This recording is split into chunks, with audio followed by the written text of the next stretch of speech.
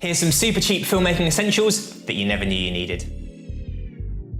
In this video, I'll be looking at 5 very cheap pieces of filmmaking equipment that I take to every shoot because they always come in handy, and I'll put a link to them down in the description below so you can go and check them out there for yourself. Number 1 is gaffer tape.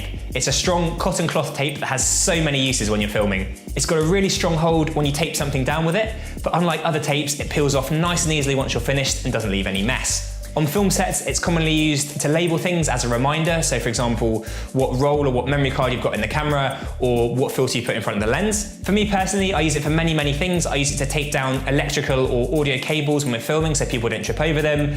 It's great for taping gels to lights, and it's also really useful for labeling things like hard drives. I keep all my hard drives labeled at home using gaffer tape so I know which projects are on them. Item number 2, UV filters. Now, these are primarily made for filming outside, but to many they give such a subtle difference that most people end up using them to protect their lenses instead. They're a clear piece of glass that screws onto the front of your lens, and because of that, they're really affordable. I'll always keep UV filters on my lenses when I'm putting my lenses in my kit bag or traveling or moving around. They just stop the lenses from getting dusty or getting scratched and ultimately help protect the investment that is your lenses. Number 3 is a prism.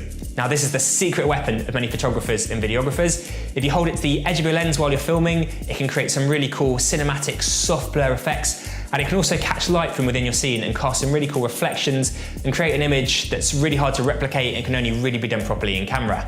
Now it can be a little bit difficult to hold the camera, pull focus and position the prism at the same time. What I normally like to do is scoop the prism in my middle and index finger, then push it tight against the lens. I then use my thumb and ring finger to pull focus and just have a little bit of the prism creeping to the edge of the frame to give that nice cinematic effect. Recently, a UK filmmaker called Liam Edwards came up with a genius way to position the prism while keeping both hands free to operate the camera. I'll link his Instagram below, you can go and check out his photo there. Basically, all you need is a magic arm with a hot shoe mount and a clamp to hold the prism, and then you're ready to go.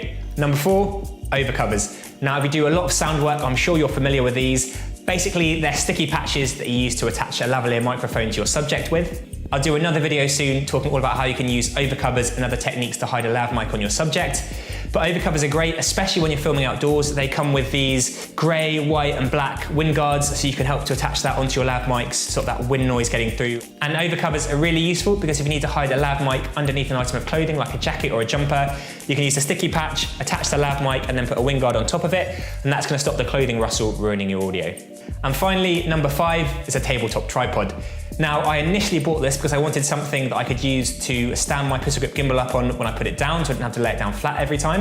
But since buying it, I found there's so many other uses and so many other things that it's useful for. I've used it to position an LED light in tight spaces if there's not enough room to get a light stand.